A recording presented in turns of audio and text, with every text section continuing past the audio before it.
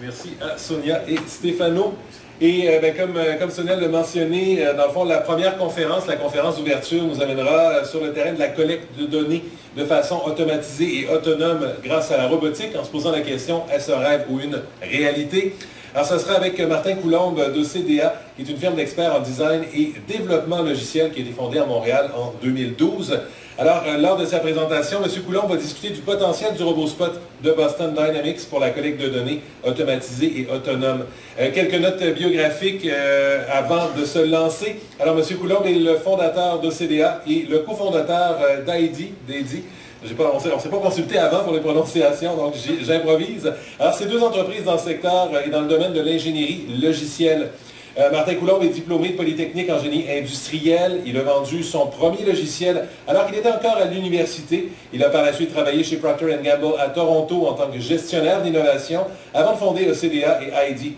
Martin est également impliqué avec l'organisme Le Refuge des jeunes à Montréal qui vient en aide aux jeunes en situation d'itinérance et en est membre du conseil d'administration.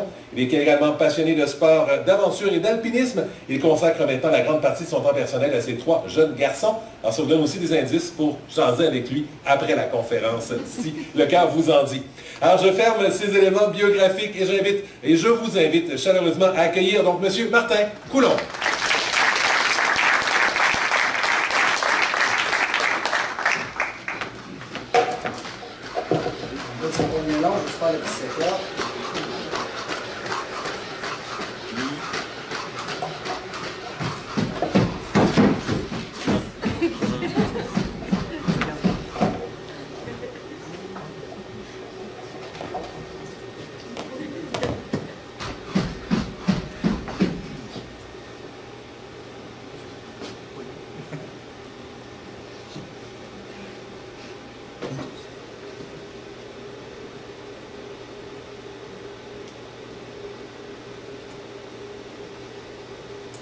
Super, bien, merci beaucoup tout le monde. Ça me fait super plaisir d'être avec vous aujourd'hui pour cet événement-là. Je suis bien content. Comme on a présenté, je vais vous parler de la collecte de données de façon automatisée, autonome par la robotique, rêve ou réalité. Si je suis là aujourd'hui, ça vous donne un indice qu'on n'est probablement pas dans la section rêve, on est plus dans la section réalité. On va regarder ça ensemble, puis on va voir comment ça fonctionne. Premièrement, juste à présenter aux EDA qui nous sommes. Donc, une firme d'innovation basée à Montréal. On développe des solutions technologiques pour nos clients avec le but de rendre notre monde plus efficace et agréable. Donc, c'est très vague, mais où ce qu'on travaille principalement, ça va être dans le domaine manufacturier, dans le domaine minier, et dans le domaine de la santé, qui sont nos principaux créneaux. On travaille un petit peu avec l'Université Laval, avec le département de la recherche à l'INAF, mais principalement, nos projets vont dans ces secteurs-là. On va avoir toutes sortes de solutions logicielles et technologiques pour nos clients, depuis déjà 12 ans. Puis depuis maintenant 2 ans, on est un partenaire officiel de Boston Dynamics au Canada. Fait que pour tout le Québec, puis l'Est du Canada, on est un partenaire de solutions pour développer des plateformes avec eux.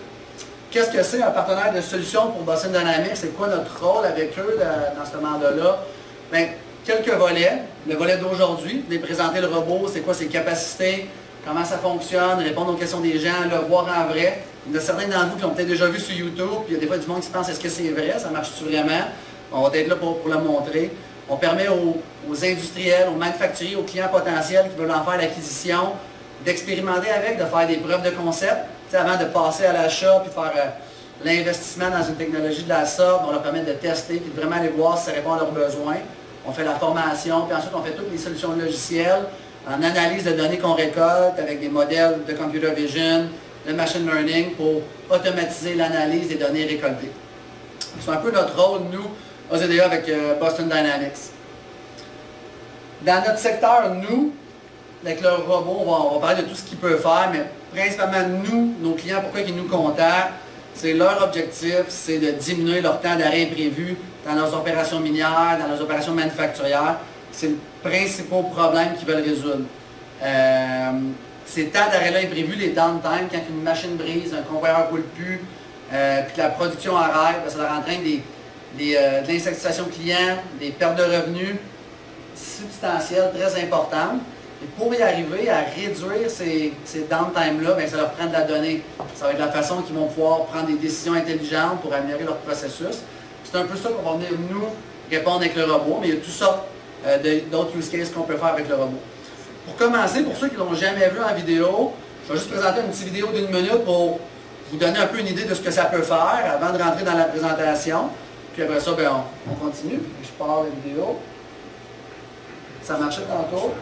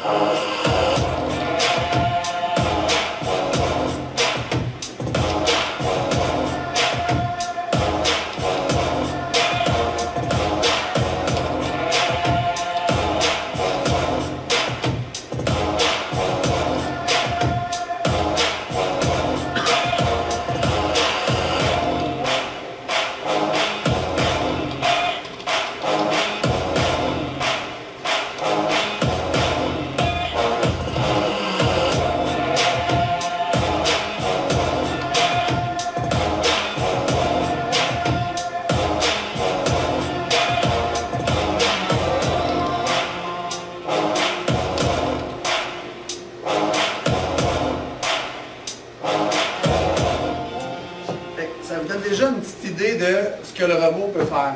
Fait que, en fait, on l'a vu un peu dans la vidéo. Est-ce que je parle assez fort? M'entendez-vous bien? Ou, c'est bon? Ok, parfait. Fait que, Spot, c'est un robot agile qui se déplace sur des terrains complexes. Il vous permet d'automatiser les tâches d'inspection de routine et de capturer des données en toute sécurité avec précision et fréquemment. En fait, la principale différence de Spot versus d'autres robots, c'est le fait que c'est un robot qu'on peut dire un robot chien. Il se promène sur 4 pattes. On a beaucoup de robots qui vont se promener sur des roues. Le problème avec ces robots-là qui se promènent sur des roues, il faut que le plancher soit plat, soit parfait. Fait que même un plancher comme ici, s'il y a des câbles pour les caméras, ainsi de suite, le robot va avoir des problèmes, il ne pourra pas se déplacer. Dans la réalité des industries, du domaine minier, manufacturier, il n'y a jamais un plancher qui est parfaitement plat. Il va y avoir des escaliers. Pour aller dans le stationnement, il y a une cour en gravelle. Il faut monter des marches. Il y a des fois des enjambements, il faut monter sur une toiture d'usine. Les robots à vous ne vont pas fonctionner. C'est vraiment la force de ce robot-là, c'est le fait qu'il peut se déplacer dans tout type de terrain, à peu près n'importe où ce qu'un être humain peut aller.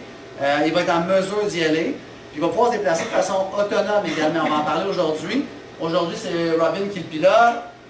Vous pouvez l'essayer tantôt de le piloter, mais il peut aussi se déplacer seul et accomplir ses tâches. En toute sécurité, avec précision et fréquemment. Puis ça, c'est important parce que dans les milieux industriels manufacturiers, il y a des zones de travail dangereuses où on expose les travailleurs. Avec précision, quand on fait des relevés à la main, puis qu'on se promène, il y a une grosse marge d'erreur. On peut oublier de récolter certaines données, les prendre en erreur, puis fréquemment, il faut avoir la capacité de passer sans arrêt pour récolter ces données-là. Si on met de la main-d'œuvre humaine, il y a un grand coût associé à ça. La compagnie Boston Dynamics, nous, comme je vous ai dit, c'est pas nous qui avons inventé le robot, qui l'a fabriqué.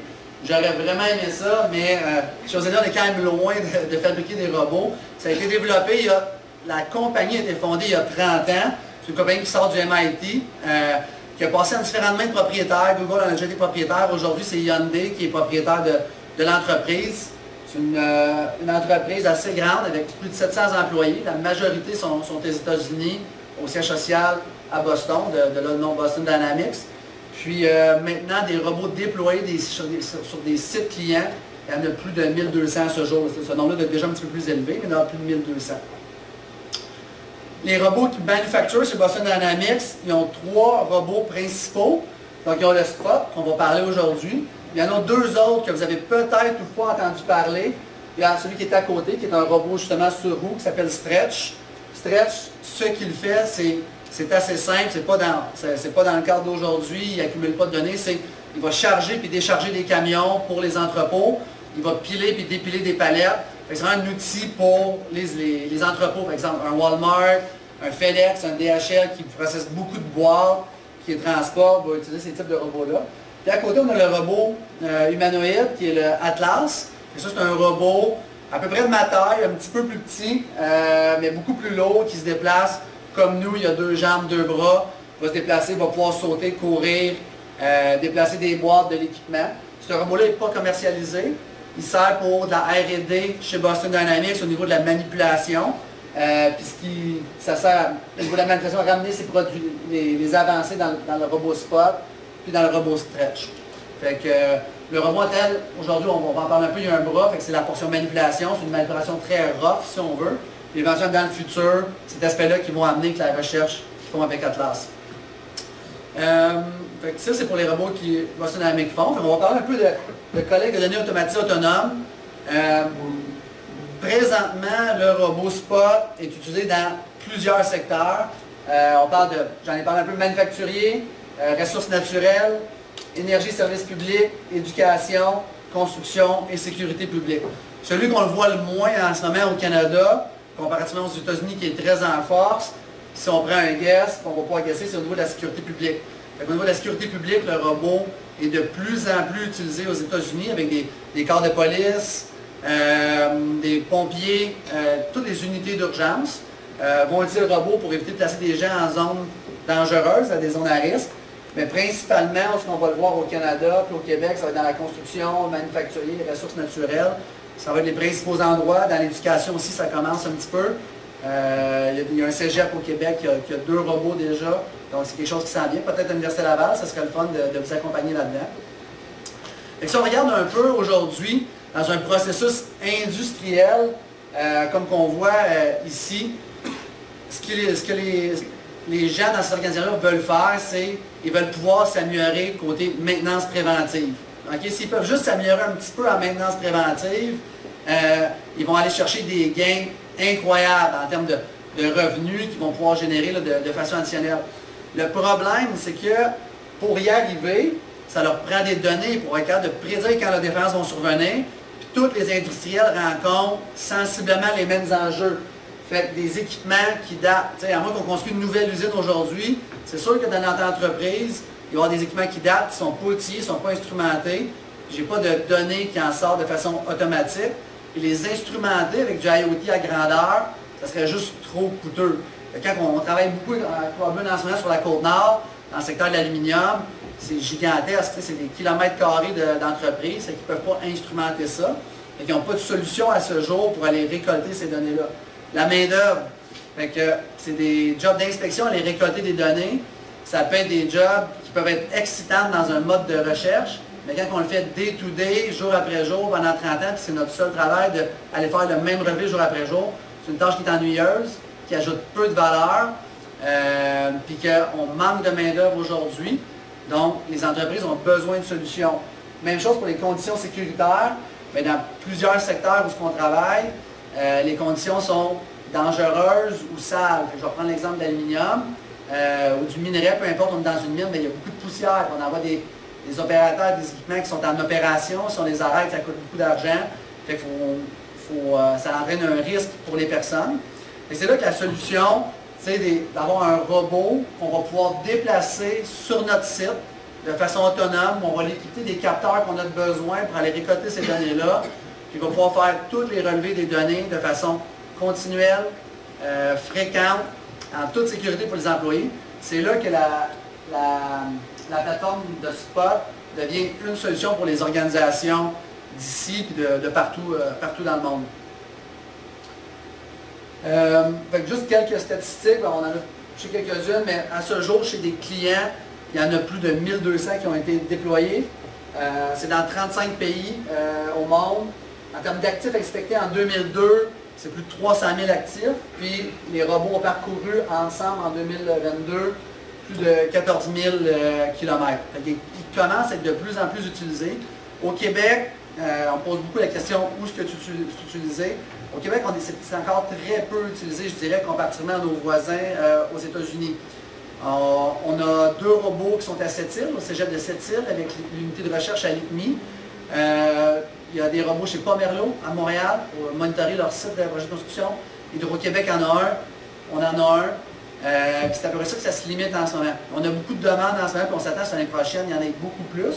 Mais juste en Ontario, l'équivalent d'Hydro-Québec ont 5 robots qui sont en processus d'en acheter d'autres, parce que les autres, ils voient la valeur. Fait un de nos rôles à nous, ça va être de continuer à pousser ça ici pour aider les entreprises à avoir les bénéfices, puis à procéder avec l'acquisition de ces types de robots-là. On en parle, regardons là un peu le robot, ce que c'est. il va partout où une personne peut aller, entièrement autonome. Je vais revenir un petit peu plus loin cet espace-là. Évite les obstacles. On l'a vu tantôt, on se promène avec les gens. Il n'y a pas de danger pour les gens. Fait que si on essaie de faire foncer le robot sur une personne, il ne va pas y arriver. Fait exemple, Robin peut faire un exemple. S'il veut le faire traverser de l'autre côté, puis je suis là, il va essayer de trouver son chemin. Là, il n'y a pas de chemin à cet endroit-là. Il va pouvoir faire le tour. Peut-être qu'il passe, mais là, il y a petit trop étroit. Il va passer en arrière. Mais s'il essaie de le faire foncer sur moi, il ne va pas me rentrer dedans. À moins qu'on enlève le facteur de sécurité sur les settings du robot, on peut l'enlever, puis à ce moment-là, il va me rentrer, en collision avec moi ou un obstacle. Mais quand on laisse ces facteurs-là en place, il y a pratiquement, je ne peux pas dire que c'est sans danger, mais il n'y a pratiquement aucun danger pour les êtres humains. Ils travaillent dans plein d'usines en collaboration avec des personnes. Se relève des glissades et des chutes. Fait que ça peut arriver à l'occasion, on l'a vu quand il a monté sur la marche ici, il s'est enfargé un petit peu, j'ai été surpris parce qu'il n'est pas très haut. Ça peut arriver à l'occasion qu'il tombe et qu'il chute. C'est très rare. Mais si ça l'arrive, il peut se relever par lui-même. On n'a pas besoin de déplacer un opérateur pour venir relever le robot, il va pouvoir se retourner. Si vous voulez, lors de la pause, on peut en faire un exemple, on peut le faire chuter, puis le faire se relever. C'est un robot qui est très... Ramenez ici, Robin, s'il vous plaît.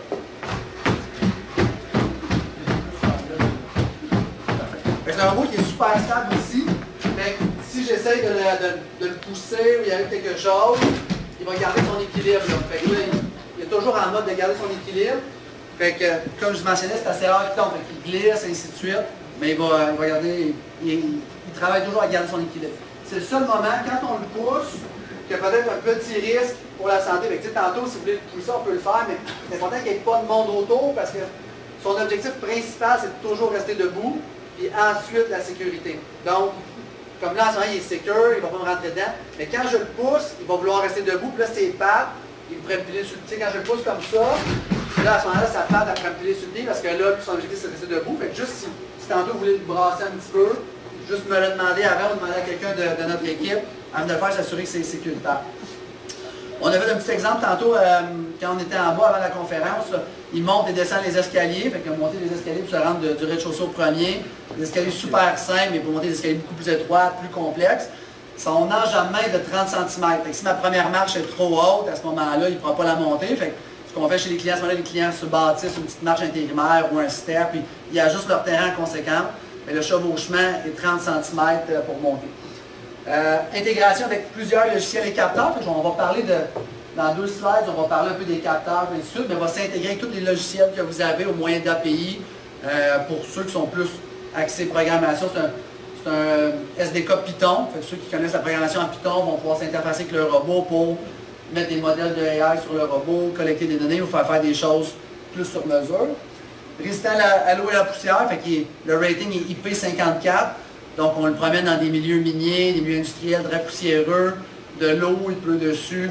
Il n'y a pas d'enjeu pour le robot. La batterie, c'est une durée de vie de 90 minutes théorique. En pratique, on voit un 65-70 minutes, avec 1h10 environ qu'on a de batterie. Ça dépend toujours des conditions de ce qu'on fait. Mais la batterie, théoriquement 90 minutes, mais on ne se rend pas à 90 minutes de batterie. Fait que deux modes d'opération. Fait qu'on a le mode d'opération aujourd'hui avec la tablette. C'est vraiment comme un jeu vidéo pour contrôler le robot.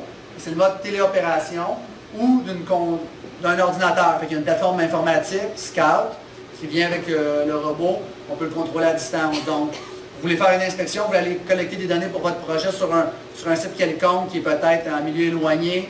Le robot est positionné, vous savez que c'est le bon moment en ce moment. Vous pouvez le contrôler à distance. Puis peut-être vous êtes sur un site, exemple à Chibougamau, vous avez quoi inspecter là-bas. Le robot va pouvoir faire sa ronde, se déplacer sans vous avoir à être présent, puis vous déplacer pour ça. La téléopération, c'est ce qui est le plus utilisé pour tous les services de sécurité. Fait que tout ce qui est police, situation d'urgence, ben, ils vont utiliser beaucoup la manette. Ils n'utiliseront pas le deuxième mode, qui est l'opération autonome et automatisée. Fait que dans le fond, ça, dans le jargon de Boston Dynamics, on va appeler ça des missions. Puis ça, c'est ça que pour nos clients et le grand intérêt, c'est d'avoir ces missions-là autonomes. Donc une mission autonome, ce que c'est en fait, c'est je vais dans une usine, exemple, je suis à l'université ici, puis on peut prendre des relevés, on va inspecter est-ce que les extincteurs de fumée sont aux endroits. Après ça, je vais être dans une salle mécanique, voir les systèmes de ventilation, est-ce qu'ils chauffent, est-ce que les bearings, ils cognent, puis mon système de ventilation pourrait briser, ainsi de suite. Mais je ne veux pas le faire à chaque jour. Fait, Je le programme une fois avec la manette ou l'ordinateur. On le programme, on le déplace, un peu comme un jeu vidéo. Pas besoin d'être un ingénieur ou un spécialiste dans un domaine quelconque. Tout le monde peut le programmer. Ça, cette partie-là est très simple. On le programme, on fait la run, on prend nos points d'intérêt, on ajuste les capteurs, on prend nos données. Puis après ça, on pèse, on vient, on pèse supplé. Le robot va partir, va faire sa mission à la fréquence qu'on lui dit. Si je dis, moi je veux que tu la fasses à chaque 3 heures, une fois par jour, je veux que tu la fasses s'il ne fait pas beau, quand il pleut, va faire ta mission. On peut la programmer pour pouvoir l'envoyer dans certaines circonstances, faire ses parcours. Ou si, exemple, il y a de la construction dans une aile d'université, on peut ajuster sa mission pour lui dire, ben, maintenant l'aile du 2e étage, l'aile B, ben, il saute là, puis il va à la prochaine. Mais le robot va se déplacer par lui-même. Puis, si son environnement, il y a des gens, comme on mentionnait, ben, il va les contourner. Il y a peut-être un employé de maintenance qui a laissé son chariot, tous ses équipements, puis il est dans le chemin habituel. Il va tout simplement passer à côté, contourner, puis reprendre sa route par lui-même. C'est sûr que si on construit un mur, ben là, il va être bloqué, il ne pourra plus continuer à avancer. Puis à ce moment-là, il va soit s'arrêter, il va revenir à son point de départ, ou il va prendre une autre action selon comment on l'a programmé au début. Fait à la discrétion des personnes et leurs besoins, ils vont pouvoir prendre ça de différentes situations. Quand on parle d'équipement sur le robot, ben, parlons d'un robot, je vais essayer de parler, je n'avais pas de micro, je vais essayer de parler un peu plus fort. Le robot en tant que tel, quand on l'achète, un robot qui est de base, c'est la partie qui est ici. Tout ce qui est le rectangle qu'on voit ici avec les 4 pattes, ça c'est quand on achète le robot, c'est cette partie-là. C'est ça ce qui fait qu'il peut se déplacer, qu'il va se repérer dans son environnement. C'est toute cette portion. Ce qu'on voit sur le dessus du robot, aujourd'hui j'ai quelques équipements, je vais vous montrer. C'est ce qu'on appelle en informatique des payloads. Okay? C'est comme un add-on, un plugin ou un outil additionnel, un payload. Aujourd'hui, j'en ai différents. J'ai le bras, j'ai le corps, j'ai la caméra, j'ai des petits sensors. Fait que le bras, qui est un payload un peu plus unique, je dirais moins utilisé dans notre cas, notre prochain robot, nous on ne prendra pas le bras pour nos besoins, mais le bras nous permet d'ouvrir des portes, fermer des breakers, mettons dans un domaine, exemple dans une centrale électrique. Je prends l'exemple de OPG en Ontario, l'équivalent d'Hydro-Québec. Ils ont entraîné le robot à aller couper des breakers à haut voltage. Puis, au lieu que c'est trop dangereux pour des humains d'aller couper ce breaker-là, évidemment, ce qu'ils font, c'est une plus grosse panne dans leur environnement. Ils coupent beaucoup plus d'équipement. Ensuite, ils vont fermer le breaker. Maintenant, ils vont avec le robot. Avec le bras, ils peuvent fermer le breaker et avoir une panne mineure dans leur station nucléaire. Fait que ça, c'est le bras. C'est le payload, c'est le seul payload qu'on ne peut pas mettre et enlever nous-mêmes. Dans le futur, peut-être qu'ils vont laisser les clients ou les partenaires comme nous les enlever. Mais ce payload-là, je ne peux pas l'enlever. Tout ce qui est ici, je peux l'enlever. On l'enlève au bureau, on les remplace avec d'autres équipements, et ainsi de suite. Et ceux-là sont complètement ajustables. On a ici en gris, ça s'appelle le Core, c'est un ordinateur additionnel que nous, on a mis sur le robot pour rouler tous nos modèles d'intelligence artificielle. Tout ce qui est computer vision. Par exemple, je vais détecter une fuite de minerais sur des convoyeurs en poussière, puis détecter de la poussière qui fuit. Bien, on a bâti un modèle de computer vision qu'on met ici sur le robot, puis quand il se promène, il voit, il la détecte, il peut envoyer une alarme aux opérateurs. En arrière, ici, ce qu'on a, c'est la caméra 360 degrés avec image thermique. Fait que cette caméra va prendre des photos, des vidéos, prendre des images thermiques des équipements. C'est très utile pour détecter des points chauds, des problèmes. Fait que ça, c'est tous des items qui sont standards de Boston Dynamics qu'on peut acheter. Les payloads, tous ces capteurs-là, il y a ceux de Boston Dynamics. Ensuite, il y a des partenaires externes qui vont en fabriquer. Et si on regarde l'exemple ici qu'on a sur l'écran, ça c'est le modèle typique que Boston Dynamics appelle le modèle d'inspection. Nous, ce n'est pas un modèle d'inspection, mais une compagnie qui veut faire de l'inspection dans son usine, c'est généralement ce modèle-là qu'ils vont acheter. Ce qu'on va avoir de différent, mais il y a la même caméra, elle est positionnée en avant au lieu d'en arrière, c'est la même caméra qu'on a. Au milieu, c'est un capteur acoustique. Pour ceux qui le connaissent, c'est le Fluke SV600. Puis ça permet de faire des inspections acoustiques, de capturer des données acoustiques. Pourquoi ça va être utilisé? Très, très utilisé pour détecter des fuites d'air comprimé dans les usines. Très classique, toutes les usines, toutes. La majorité ont des systèmes d'air comprimé qui se promènent des tuyaux. Ces tuyaux-là ont toujours, à force du temps, des fuites. Ils font des inspections à l'occasion pour les trouver puis les colmater, parce que ça coûte de l'argent, une fuite. Mais ils ne la font pas souvent, c'est un travail qui est redondant, ça vaut à peine. Mais maintenant, quand le robot se promène dans ces usines-là, systématiquement, il va regarder, puis s'il en détecte une, il envoie le signal, ils peuvent la réparer. Ça, c'est un retour sur investissement direct, c'est probablement un des plus simples à expliquer à nos clients. Ça, c'est un capteur acoustique. Puis en arrière, ce qu'on voit, c'est le lidar. Pour aller récupérer des nuages de points dans nos environnements, ça va être le leader de Boston Dynamics, mais il y a différents leaders que peut-être vous avez déjà travaillé avec, comme ceux de Trimble, des laser scans de Trimble, de Leica, MSN, qui sont d'autres modèles, qui vont avoir d'autres particularités, mais qui s'en servent les clients pour aller chercher des scans 3D de leurs environnements. Ce qu'on voit en dessous, la petite plateforme noire, c'est le docking station. C'est la station de recharge. J'en ai pas une aujourd'hui. Mais la station de recharge, c'est qui va permettre au robot de faire sa mission, se promener, venir s'asseoir sur sa station de recharge, recharger ses batteries. Quand sa batterie est pleine, il va pouvoir repartir par lui-même. Aujourd'hui, on change les batteries à main. Les batteries sont en dessous du robot, juste ici. C'est pas long à changer, mais ça nécessite une attention humaine. Mais dans votre processus, pas besoin d'avoir un humain. Il va aller à la station de recharge, se recharger, il va télécharger toutes ces données qu'il a accumulées. On peut les envoyer en live. Généralement, il y a un processus ici qui télécharge toutes les données. C'est là que vous allez les récupérer pour avancer. Je pense en termes de points à propos du robot. Ah, bien, je n'ai pas parlé des caméras, mais ce que vous voyez ici, tantôt pour être plus proche, mais il est équipé de caméras sur le côté ici. Ce que vous voyez ici, ces éléments-là ici, c'est les caméras. Vous en avez 2 autres en avant, puis une en arrière. Vous avez 5 caméras sur le côté. C'est avec ça qu'il va se déplacer dans son environnement. Il ne se déplace pas avec un GPS. Hein. Lui, quand il se promène, quand on enregistre une mission, lui, il prend un mapping de son écosystème, il repère des points d'intérêt, il les enregistre, puis il sait il est placé où, il reconnaît les points d'intérêt, puis il va se déplacer en fonction de ça. C'est comme ça qu'il se repère. Sur le dessus, j'ai parlé, on a les payloads de Boston Dynamics. Il y a des payloads de third party comme le Fluke qui est là au milieu qu'on peut acheter. C'est des fournisseurs externes qui développent. Puis vous pouvez mettre vos propres capteurs de données. Juste ici, en exemple simple, on a un capteur de CO2, de température, d'humidité. Des capteurs très simples qu'on ajoute pour nous pour récolter des données quand on va chez les clients. Mais tous les clients mettent différents types de capteurs qui ont besoin pour leur projet. C'est sûr que, par exemple, vous avez un projet de recherche. Je vous dis, je regarde le site de Boston Dynamics, il n'y a pas ce que j'ai besoin. C'est pas grave. Vous pouvez mettre les votes. On prend l'exemple dans des centrales nucléaires à Tchernobyl ou même ici, ils mettent des capteurs de détection pour des radiations nucléaires. Ils veulent savoir ces mesures-là. Vous, dans le cadre de vos projets, vous pouvez mettre tout type de capteurs. Il va y avoir des contraintes, le poids et l'espace. Sur son dos, c'est une contrainte de 14 kg qu'il peut transporter. Après ça, il y a une certaine contrainte d'espace. C'est sûr que si votre équipement de mesure est très large et plus large que le robot, il va avoir de la misère à se déplacer parce que lui, il ne sait pas qu'il y a un équipement qui mesure 2 mètres de large sur le dessus. Le temps avance. On peut montrer rapidement la tablette, ce qu'il y a sur la tablette rapidement pour voir un peu ce que ça vous donne quand il y a une personne qui le contrôle. Puis tantôt, si vous voulez l'essayer, vous venez l'essayer.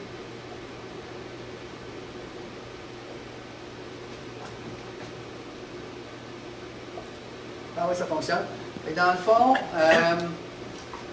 ici, ce qu'on voit à gauche, cet étame-là, ça c'est ce que le robot voit. C'est de cette façon-là qu'il se déplace. Et les éléments en rouge, ça c'est les éléments qu'il sait qu'il ne doit pas rentrer dessus. Maintenant, si je me rapproche, on voit la ligne rouge se déplace. C'est un peu son environnement. Il repère un objet, il repère quelque chose, puis il sait qu'il ne peut pas se déplacer sur moi ici. On peut montrer des exemples de caméras. Ici, l'opérateur, j'ai l'opérateur, le Robin, on va voir un exemple de caméra thermique, peut-être la pointer vers la salle. Ça, c'est nous. Ça, c'est l'exemple des images thermiques. Les entreprises s'en servent beaucoup pour détecter des points chauds sur certaines pièces d'équipement. On a tout type de caméra, on a la caméra 360, qui est ici avec un zoom 30x dans ce cas-ci. On peut voir de façon très très précise, tu peux même zoomer si tu veux. Fait que c'est cette c'est assez précis. Ouais. Ça donne une idée de la précision. Désolé, on s'excuse. on peut fouiller. C'est un peu l'outil ici de l'opérateur. Puis après, il se met en écran, il se met sur ses écrans de côté pour pouvoir se déplacer. Il se déplace avec le joystick ou pointe sur la caméra, mais sur la tablette, pointe, je vais aller là. Puis le robot va faire son chemin pour y aller.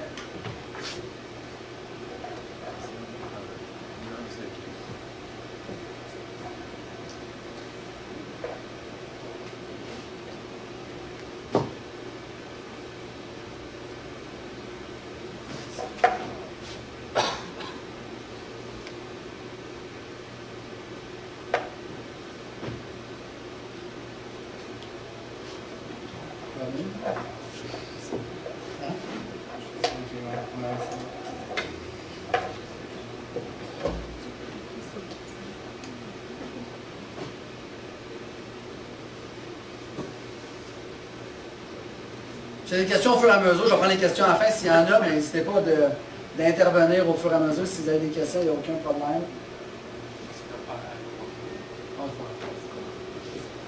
Parfait. Fait que, ici, j'ai mis des exemples. On en a parlé, les types de données que ça collecte, photo, vidéo, audio, images thermiques, des scans. Ça, c'est de facto avec les produits Boston Dynamics, mais vous pouvez ajouter tout ce que vous voulez par la suite pour récolter ces données-là. Un petit exemple ici, pour un opérateur, on va, quand il... dans le fond, juste pour voir, exemple, pour setter les alarmes et les thresholds, vous donner quand ça fonctionne, on a vu un peu de la manette.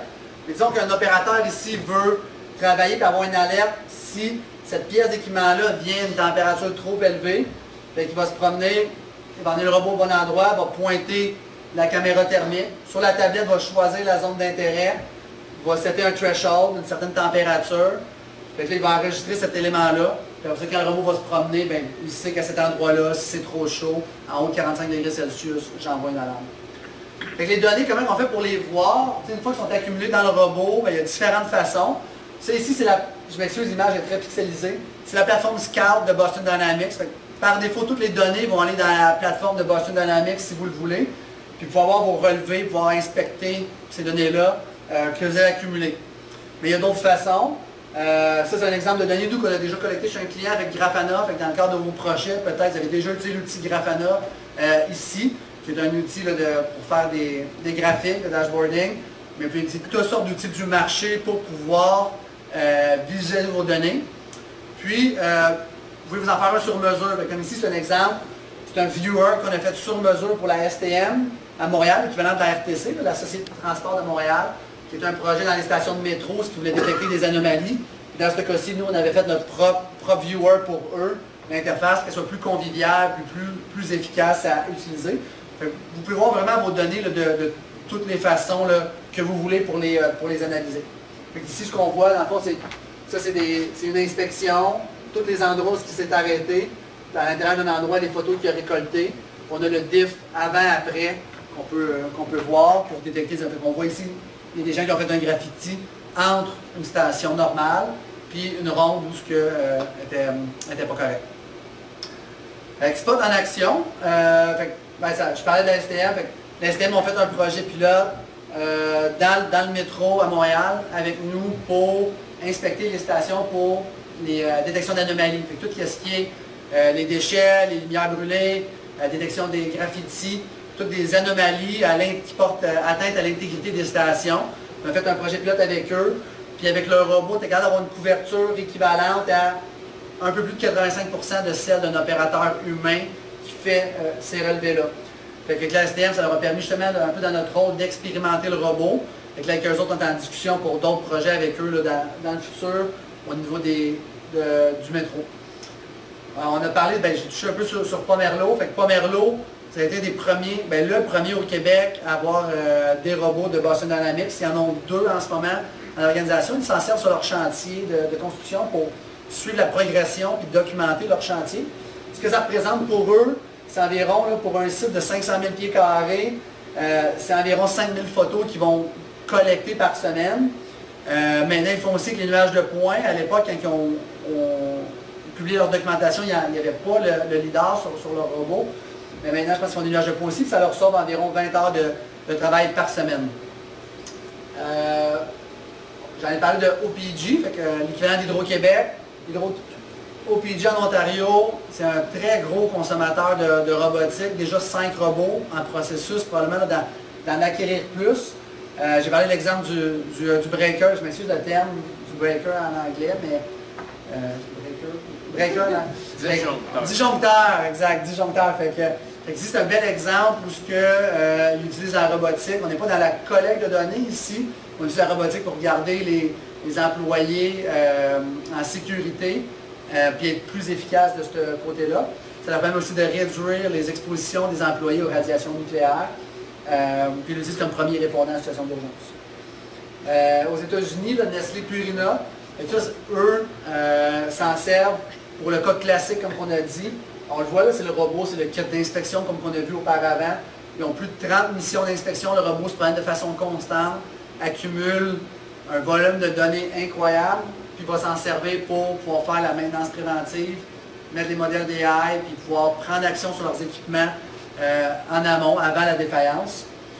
Puis, fait que, grosso modo, pour aujourd'hui, c'était ça. Fait que si on a de quoi à retenir, bien, ça va aider nos organisations ici à éviter les temps d'arrêt imprévus, améliorer l'efficacité, capturer une donnée avec de la qualité, de façon constante et répétitive, sans avoir un être humain, passer plus de temps à agir sur ces données-là plutôt que les collecter, puis de garder nos équipes en sécurité. Aujourd'hui, c'était le survol que je l'ai donné à propos du robot. On va être là pour la demi-heure, pour toute la pause, on va être là. N'hésitez pas à venir essayer, nous parler, ça va nous faire plaisir. Puis là, je ne sais pas s'il me reste du temps, mais s'il y a des questions, je suis disponible pour répondre à tout type de questions. Ouais? J'étais juste curieux de savoir ça ressemble à quoi le temps de recharge. Temps de recharge? Fait que le temps de recharge, c'est 2 heures sur le dock. Okay? C'est quoi qui travaille tout le temps à améliorer, mais c'est environ 2 heures. C'est 2 heures pour une batterie pleine. C'est 50 minutes pour avoir 80% de ta batterie. Il y a une petite gestion là que tu n'as pas obligé d'aller à 100% tout le temps, fait que tu peux avoir une recharge plus rapide. Sinon, si tu veux un processus qui roule en continu, que ton robot soit en action continue, mais là, tu peux faire une rotation avec 3 robots sur le même dock. Même chose si tu dis ma batterie n'est pas assez grosse pour couvrir tout mon site. Ce que les clients vont faire, c'est qu'ils vont disposer plusieurs docking stations sur leur site. Le robot va partir d'un docking A au docking B, puis ensuite au docking C, puis éventuellement va revenir. Fait que ta batterie, même si elle est limitée à 1 heure, 1 heure et quart, tu peux quand même couvrir un grand site en disposant plusieurs docking stations. Oui? Est-ce qu'il nage? Non. S'il y a, je veux dire, dans quelle hauteur d'eau il peut se déplacer s'il y a 6 pouces d'eau, 12 pouces, en situation d'inondation ou d'un bris dans une usine, puis il y a de l'eau d'accumuler. Oui, exact, c'est mon point. Ça nous est arrivé sur une toiture, il y avait un drain de boucher, OK? Il y avait peut-être, je te dirais, 6 pouces d'eau, puis il se promène bien dans son environnement, dans 6 pouces d'eau. Plus haut, c'est sûr qu'il ne faut pas que l'eau rentre dans les fans, il y a un enjeu pour ça. Cependant, il y a un risque quand on le promène dans l'eau parce que lui, il voit une surface plane puis il ne voit pas ce qui est en dessous. Fait que nous, ce qui est arrivé, c'est que le drain était bouché, puis le capuchon du drain n'était pas dessus, il était enlevé. Fait que lui, on le prenait sur la toiture, l'eau s'est accumulée, il n'y avait pas d'autre endroit de passer qu'on a passé. Mais lui, il n'a pas vu que le drain, il n'y avait plus de capuchon de sécurité, mais il a rentré la patte dans le drain, le robot est tombé. On était chanceux, il s'est relevé. Mais s'il avait tombé dans l'eau, l'eau aurait rentré dans les fans. Puis c'est sûr, j'aurais peut-être été de mauvaise humeur cet après-midi-là. Mais c'est pas l'idéal dans une surface. Ça fonctionne, mais c'est pas l'idéal. Dans la neige, ça va fonctionner aussi. Mais même chose, c'est sûr que quand tu as un pied de neige, tu vois comme pas ce qui est en dessous. Mais il se promène quand même. On l'a testé dans la neige. On a vu des gens d'Autriche à qui on parle qui l'ont testé dans la neige. Ça fonctionne, mais c'est sûr que c'est des terrains complexes quand même. Il y a beaucoup de réflexion de lumière. Fait que c'est pas des terrains simples, il y a beaucoup d'eau, beaucoup de risques d'eau et de la neige. OK, merci. Oui, merci, super belle présentation. Je voulais savoir s'il y avait beaucoup de maintenance à prévoir et si oui, est-ce que le client peut en faire une partie ou est-ce qu'il peut retourner chez, je sais pas, Dynamics? Oui, il n'y a pas beaucoup de maintenance à faire sur le robot. En fait, les principales maintenances, c'est les coussinets. Ici, en dessous de la table, il y a un petit coussinet de rubber, fait que, de caoutchouc, fait qu'on peut le changer à l'occasion quand il s'use, n'importe qui peut le faire. Il y a les filtres, dépendamment de votre environnement, il y a des filtres, il y a des fans en dessous, changer les filtres. C'est à peu près tout en termes de maintenance. Leur politique, un peu, ou leur vision chez Boston Dynamics, c'est tu ne retournes pas le robot chez nous tant qu'il n'est pas brisé. C'est très rare, c'est rare que ça brise, mais ça peut arriver. Nous, pour information, notre robot a déboulé des escaliers, comme plusieurs séries de marches, il a tombé. Puis il a toujours bien fonctionné, on n'a pas eu de bris. Mais normalement, c'est un peu leur principe. Si jamais il brise, tu le retournes, mais tu ne fais pas de maintenance. Il n'y a pas de maintenance à faire sur le robot. Fait que jamais tu vas ouvrir le robot. En fait, on n'a pas le droit. Nous, en tant que partenaire, on n'a pas le droit d'ouvrir le robot et d'aller à l'intérieur, parce que tout ce qui est à l'intérieur est propriétaire de Boston Dynamics. Fait que c'est fait pour ne pas avoir de maintenance. Juste les coussinets et les filtres. Oui. Au niveau de la responsabilité, vraiment, ça doit rentrer dans la catégorie comme un peu les autos autonomes. Le robot, laisse quelqu'un tantôt où il arrive, je ne sais pas, il se fait déconner, est-ce que c'est la compagnie qui est responsable? Est-ce que c'est le propriétaire qui est responsable? Je suppose qu'il doit sûrement avoir des réflexions dans ce sens aussi, au même titre que notre autonome. On ne sait pas trop au niveau des assurances qui va avoir la responsabilité. Ça doit être un sujet. Après ça, ça fait partie de la gestion de risque de l'entreprise. Je pense que chaque entreprise, ils ont leur gestion de risque à faire, puis ils vont prendre des décisions en conséquence. Nous, on est assurés pour le robot, on est assurés pour les blessures, et ainsi de suite. Mais après ça, c'est propre à chaque organisation de prendre leurs décisions en fonction de ça. Puis c'est sûr qu'à n'importe ce que l'on fait, il y a un risque.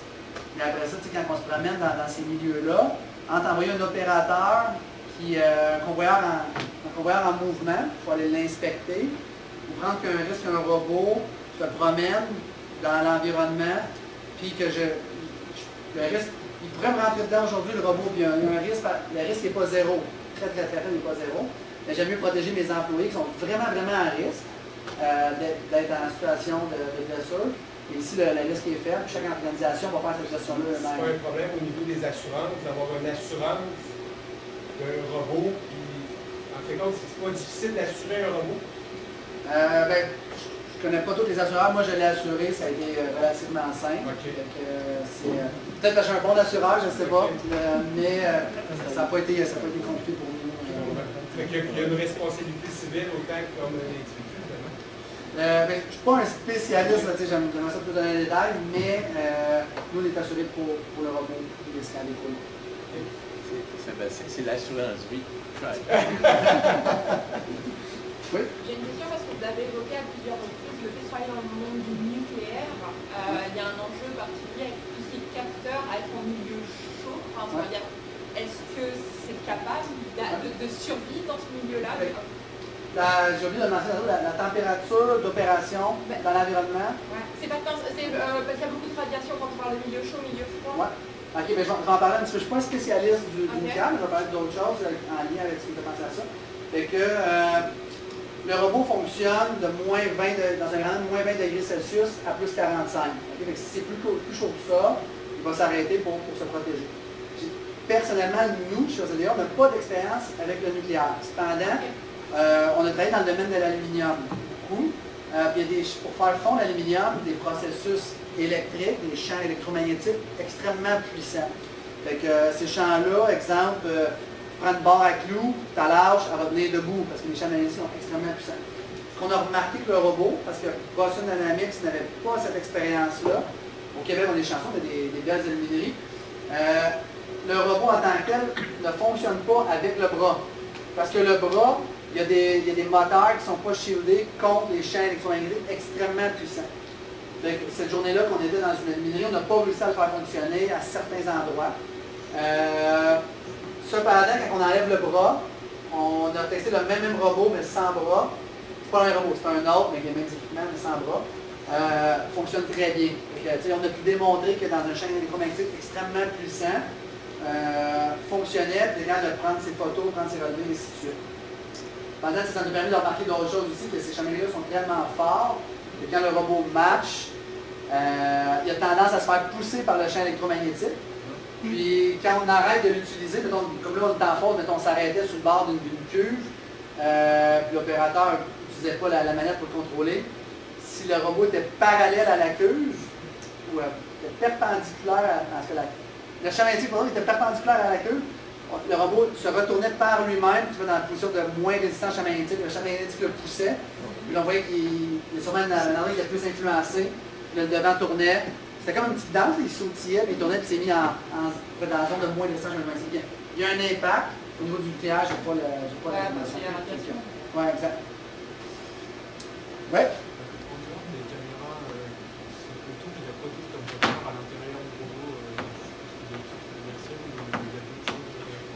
Il n'y a pas de caméra à l'intérieur du robot, ils sont vraiment sur le pourtour. J'en ai deux en avant ici, une sur chaque côté, puis une en arrière. Ces caméras, c'est des caméras RGB qu'on peut voir une image avec, des caméras aussi qui vont générer des nuages de points pour lui, pour pouvoir se reconnaître. Tu peux extraire ces nuages de points-là, ils ne sont pas précis. C'est pour ça qu'il faut se remettre un lidar par-dessus. Ouais.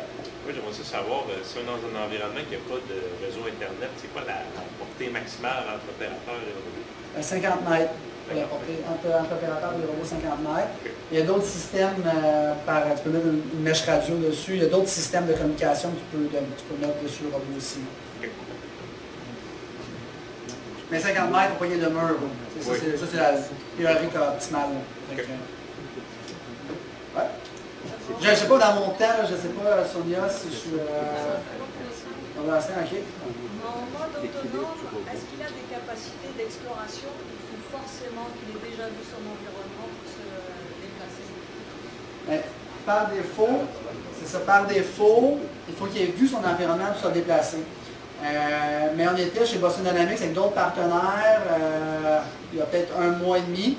Il y a un partenaire installé dans des mines, où ils font du dynamitage dans la mine. Puis eux sont développés de quoi sur mesure pour pouvoir aller explorer plus loin. Fait que, ils ont une map, ils ont un lidar, ils ont la mine de tout mappé. Le robot se promène, ils savent où ils ont dynamité. Puis ils vont le faire explorer un peu, il va mapper puis il va revenir. Mais ça, c'est du sur mesure. À ce moment-là, en mode exploration, ça va prendre un opérateur, il peut être à distance, il peut être à Montréal, puis on explore ici, mais il ne sera pas en mode autonome dans l'exploration out of the box. Puis après ça, sur mesure, il faudrait voir le besoin, voir le réalisme de l'ajouter ou pas. Super. Merci beaucoup de m'avoir écouté. J'espère que vous avez aimé ça. On est là pour répondre à d'autres questions. Merci beaucoup.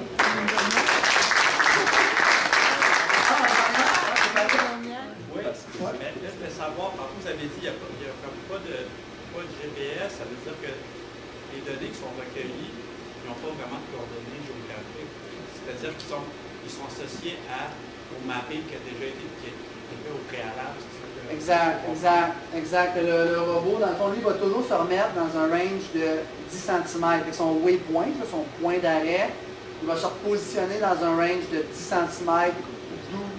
Donc, ta marge d'erreur, ça peut être 10 cm sur ta position. Il faut être ta coordonnée géographique avant. À moins que, si tu veux ta coordonnée géographique, tu mets un GPS dessus. Tu t'attaches un GPS à quelque part, comme ça. Ici, des choses qu'on a ajoutées qui sont reliées à l'ordinateur. De toute façon, tu peux syncer. Ben, moi, quand je récolte telle donnée, je vais avoir ma position géographique exacte qui est pris là. En fait, on pourrait mettre mon téléphone là-dessus. Mon téléphone, je vais programmer une petite application mobile, puis là, je peux ramasser ma coordonnée GPS facilement. Fait que ça pourrait être fait, mais c'est pas out of the box. Mais ça pourrait être fait sans problème. Autre question. On voit beaucoup d'exemples qui sont liés au monde manufacturier, aux entreprises. Est-ce que tu avais évoqué un peu de plus recherche et développement ou recherche, comme à Sept-Îles? Qu'est-ce qu'ils font exactement? À Sept-Îles, il y a le cégep. C'est le cégep de Sept-Îles. Ils ont l'unité de l'ITMI, l'Institut de technologie en maintenance industrielle. Je ne suis pas sûr du thé. Dans le fond, eux, c'est beaucoup de la recherche au niveau des convoyeurs miniers de mémoire qu'ils font avec le robot. Fait que quand on monte vers les mines plus au nord, là, c'est des kilomètres de convoyeurs qui sont inspectés manuellement. Je pense qu'il y a un projet pour utiliser un robot pour ramasser de la donnée, faire du AI là-dessus, soit avec le son, c'est les rouleaux qui n'auraient pas un roulement sonore différent, des photos pour voir des points chauds, ou d'autres types de photos pour enlever des anomalies, puis optimiser ce travail-là. C'est Laurent Ferrier, le chercheur là-bas, qui travaille là-dessus. Eux l'utilisent pour la recherche par rapport à ça, puis pour guide de formation pour les étudiants, ainsi de suite. S'il y a une place qui va avoir la demande, vraiment la Côte-Nord, le Lac-Saint-Jean, parce que les grosses entreprises de mines, d'aluminium, c'est sûr qu'il va y avoir de la demande.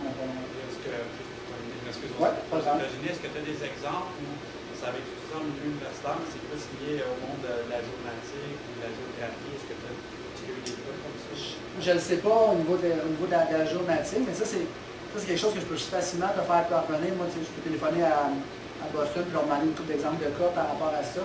Dans l'académie, il y en a beaucoup. Aux États-Unis, je pense qu'il y en a au Québec. Au Québec, il n'y a pas d'autres que je connais que le cégep. En Ontario, il y a un cégep, un collège en Ontario qui en a un aussi, un collège en milieu éloigné. Aux États-Unis, les universités, il y en ont plus. Il y a un petit peu plus de budget aux États-Unis, on dirait que c'est plus souvent là-dessus. Je voulais juste savoir sa vitesse maximale. C'est 5 points. Théorique, j'en ai précis, 5,76 km/h, c'est la vitesse maximale. Donc après la vitesse qu'on marche, c'est à peu près sa vitesse maximale. Il me semblait qu'il en avait vu un courir sur une des vidéos. Sur une vidéo de Boston Dynamics. OK, c'est... si c'est au fil de l'évolution de Boston Dynamics, il y a eu plusieurs itérations pour arriver à ce robot-là. Dans leur musée, ils ont plusieurs différents robots. Ça a commencé à l'époque dans le militaire. Il n'y a plus aucune affiliation là, au militaire aujourd'hui. Ils ont fait différents types de robots, des robots plus gros, plus forts, des robots qui sont à gaz. Et ça se peut que si c'est un ancien, ça se peut que celui-là pouvait courir à ce moment-là. Nous, dans notre cas, c'est pas un robot de combat. Il n'y a pas d'avantage à ce qu'il court vraiment pour le marché où ce qui est destiné. Il n'y a pas vraiment cet avantage-là pour l'instant à aller tant plus vite. Ça va probablement être amélioré, mais pour le moment. Ouais. Combien ça coûte? Pas assez cher pour tout ce que ça peut sauver pour les entreprises, pour faire des beaux projets de recherche à l'université, je trouve que c'est pas assez cher. Comme le robot, le kit d'inspection, qu'on a vu tout au complet, là, tous les payloads, les capteurs, tout, c'est, en canadien, c'est au taux de change actuel, c'est 315 000 à peu près que ça coûte. Celui-là est un peu moins cher. C'est un petit peu moins cher. Fait que, ça reste, c'est un montant substantiel, mais ça peut faire quand même pour les entreprises, c'est les prochaines étapes avec la pénurie de main-d'œuvre, les données, maintenance préventive, ça a beaucoup de bénéfices. Je pense que pour tous les étudiants, ça serait vraiment le fun. Tu sais qu'il y en a 4-5 à l'Université Laval. Peut-être même que je me réinscrirais. Là, c'est super. La durée de vie, à peu près, ben, tu sais, ça fait, je pense, 4 ans que c'est commercialisé. On ne voit pas encore vraiment la fin. Celui-là, il y a 2 ans. Je trouve qu'on l'utilise plus en mode expérimental. Mais j'ai pas eu beaucoup de vent de robots qui sont morts, à part ceux qui ont vraiment été faits pour destruction. Il faut comprendre que chez Boston Dynamics, en robotique, dans ce type d'industrie-là, c'est eux qui ont la plus grosse flotte de tests de robots. Fait eux, dans leur usine, il y a 120 robots qui se promènent jour et nuit. Je pense qu'ils marchent 9000 km par mois dehors, à l'intérieur de l'usine. Quand tu y vas à cet endroit-là, ben, tu te promènes, là, il y a un robot qui arrive, ils se déplacent, ils sont tous un peu avec des équipements différents, puis ils testent beaucoup. C'est leur gros différenciateur versus d'autres marques de robots, qu'elles soient américaines ou chinoises. C'est un des gros différenciateurs, ça va être la durabilité. Ben, hormis toute la technologie, comment elle est avancée chez eux, c'est la durabilité de leurs robots. C'est leur gros différenciateur. Vous allez l'avoir longtemps. Vous allez l'avoir longtemps ici. C'est bon, good. Ben, ça m'a fait plaisir. Merci beaucoup tout le monde.